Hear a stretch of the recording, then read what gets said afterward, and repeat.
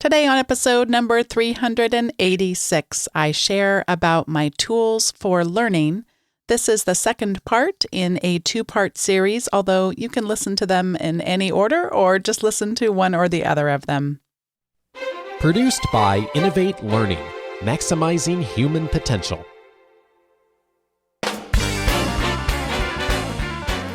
Welcome to this episode of Teaching in Higher Ed. I'm Bonni Stachowiak, and this is the space where we explore the art and science of being more effective at facilitating learning. We also share ways to improve our productivity approaches so we can have more peace in our lives and be even more present for our students.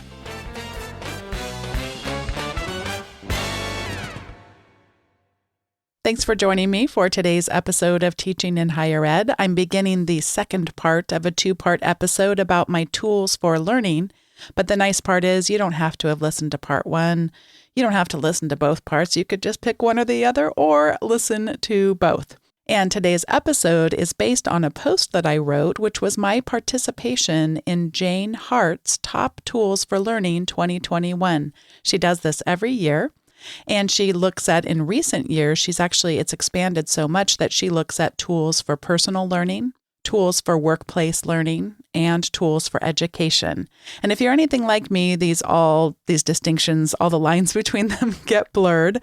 And because I just find it great to be regularly, daily, minutely engaged in both teaching and learning and workplace and non-workplace and all that good stuff. So I'd like to begin today by sharing about a tool that I know many of us use, and that is called Zoom. And I know that with the pandemic, most of us have probably heard of Zoom and used it. I used it well before COVID hit us. And what I have found over time is that it really is fairly easy for people to get started with. It handles lower bandwidth situations so much of the time with ease, and it does continue to innovate while not diminishing its ease of use. So I have really found Zoom to be an essential part of my personal learning, my workplace learning, and my teaching. Another tool I'd like to recommend today is called Canva. Canva is a graphic design creator. That's at its most core, that's what it was built to do, although it also has some video elements now and kind of blends some of its tools. What I really like about it is it's a fairly easy way to get our ideas into a visual format. It has a lot of extensive tools and templates within it. And I use it both for the podcast, my personal life, and also in work. So it blurs across multiple contexts and roles that I play in my life. And what I like about it when it comes to working with teams or working in an organizational format or even in my teaching is that we can put different logos and color schemes up there. And with a paid account, you can have up to 5 members on your one paid account. And so each person can be creating graphics that have some consistency across them in terms of colors, fonts, photos, etc. And it's just a really well done tool. And I use it on almost a daily basis, again, across all of those roles. My kids also now sometimes will use it for portions of their homework if there's something that they need to create. They enjoy doing that a lot as well. A lot of people ask about podcasting and what tools I use in creating a podcast. One of the essential things that podcasters need is what's called a podcast host, somewhere to host your audio files that will distribute them across the various services on the internet, such as Apple Podcasts, Spotify, etc. So if you have a podcast and you want it to be able to be listed among the various platforms and services, you'll need a podcast hosting company. Blueberry is the one that we use, and there's a little bit of a unique spelling on that, so it's BLUBRRY. And Teaching in Higher Ed, this podcast has been a part of my life since June of 2014, and it's contributed more to my learning than any other single effort I've taken since then. So I'm very grateful for the opportunity that I get to interview such incredible people and to get to share it with people like you. The next tool I'd like to share about is called Google Jamboard. There are a lot of tools like this where you can have essentially a group sticky note. I use sticky notes a lot. I've blogged about using sticky notes in my teaching. And so it's just taking those sticky note ideas and putting them in a digital context. And so you can collaborate on sticky notes and simple drawings and text. And you can have people invited to join you via a link. So if I was giving a Zoom session, for example, I talked about using Zoom a lot, I could put a link to my Google Jamboard, to a particular board, and people could add to it, could contribute to it, and join me there. And it's really fun to be able to do that both in meetings and in classes, and even just as getting ideas out of our heads. And the last tool that I'd like to share about today is called Loom. I've been using Loom a tremendous amount in my teaching and also just in my basic communication with friends, family, and in the workplace. And Loom is a screencasting application. There are a lot of them out there like this. There really are. And I don't even necessarily think you have to pick an exact one, but just to have a tool like this in your life, which I always consider to be like a grown-up version of show and tell. And we can screencast and we can show what is on whatever we're showing on our computer screen. We can choose to also have our face showing up there. So if we've got a webcam, we could have our face in the corner, and we can even drag it around to where that little circle shows up. And they have all kinds of things. I don't really use them, but you can change your background on there. I think you can wear a hat on there. I can't even remember, but there's just fun, playful things that you can do if you want in terms of the webcam and how you're showing up.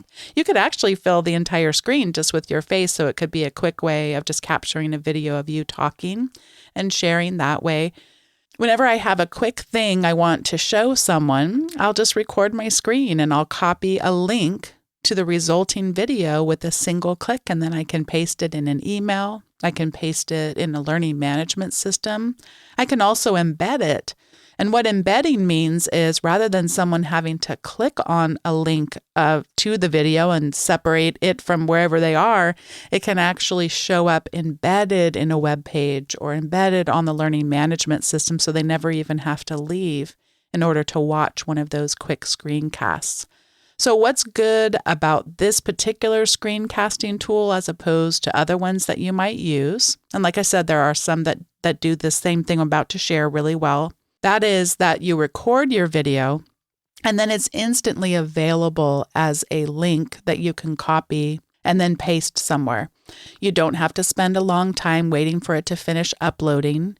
And then when the person watches it, they don't have to wait to download it to their computer and then have to play it that way. So the fact that the video lives on their servers is a really nice thing. And rather than me using it as much, although I continue to use Loom on a daily basis, but now I've really brought it into a lot of my teaching. So students all install Loom either in their web browser, such as Chrome, or even just on their computers. I use it on my Mac. It's also available on Windows. And they can show and tell. So rather than having them write a paper, which would be kind of a silly thing to assign for the class I'm teaching is a productivity class. So rather than write a paper about how you learned to use whatever it is approach in the books we're reading or in the approaches we're learning, they can actually show me that they're using those practices. And it really gives an incredible connection that we can have a conversation that just occurs in a asynchronous way, as in back and forth across, many iterations of an assignment or as they're building up a set of skills. Well, I'll give you an example. We're reading the book Getting Things Done in that class. It's a personal leadership and productivity class. So they learn how to create what's called a someday maybe list. And they go and I'm having them use a website called Trello. Trello is like a little set of index cards you can sort and list out things out. And so they've got a someday maybe list that's broken out into categories like books they want to read or movies or TV they want to watch, or places they'd someday like to visit, or ideas they're having, or technology they want to try, all that kind of good stuff. And so rather than, again, write a paper about the someday maybe list, just show it to me. So they pull up their screen and I can see their faces, and I can see, because they also, by the way, add their own categories that they want to track, and their personalities really come out, and they're able to have more authentic assessment around actually making use of something called a someday maybe list. So Loom has really been important to me, again, because it is across multiple platforms. They have a free version of it that anybody could use, but those of us that are educators with an EDU email address, or our students, can have a paid version for free. So you can use Loom Education, and it can, once they verify you, they'll upgrade you to one of their paid accounts, which gets you a little bit longer recording times and that sort of thing. The other thing about Loom that's nice is you can watch things, like I talked about with podcasts on the first part of this series. You can watch things at a faster speed. So I can, view a video at double time. I can still understand everything that's being said, and just be able to provide feedback a lot quicker, and be able to have, again, the more rich conversation. So I find that to be particularly helpful as well. Before I get to the recommendation segment for today's episode, I just wanted to take a minute to thank today's sponsor, and that is Text Expander. If you've been listening to Teaching in Higher Ed for really almost any length of time, you know that they are the longest running sponsor of Teaching in Higher Ed.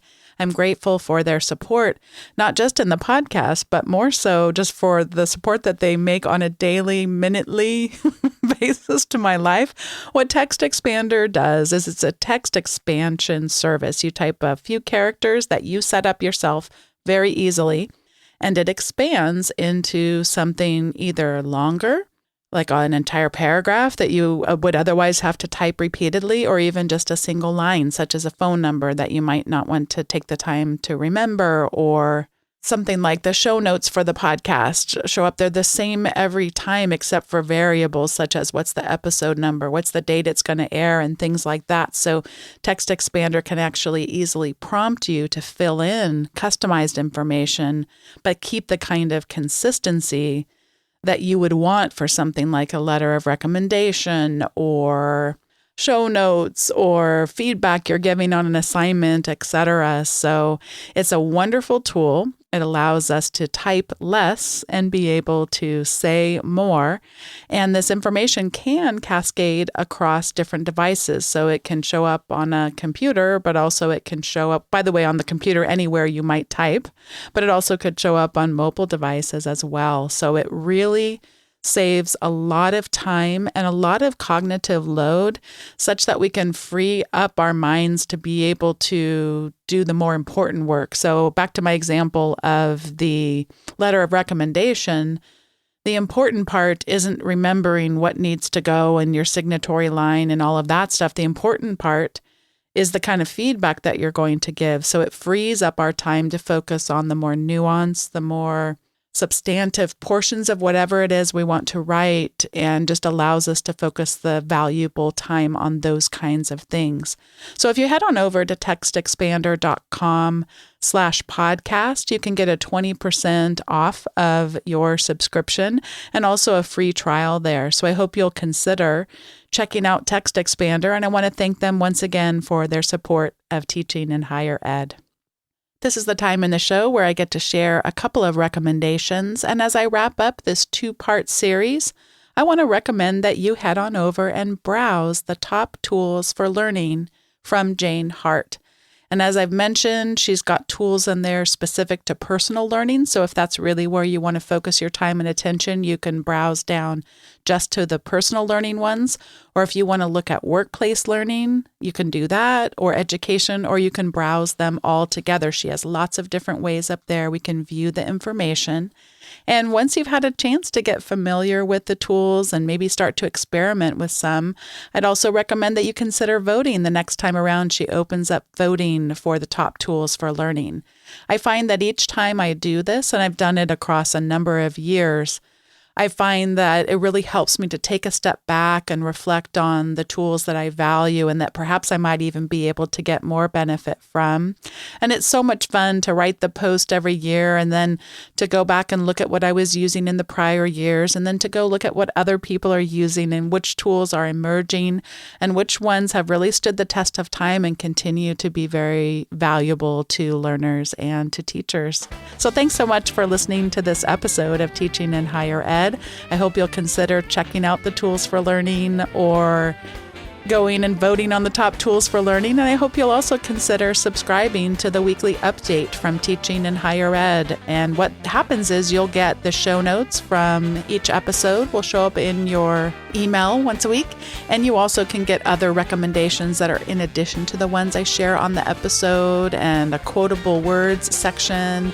And it's just a nice way to stay connected with Teaching in Higher Ed in addition to the podcast episodes like the one you're listening to right now. Thanks for listening, and I'll see you next time.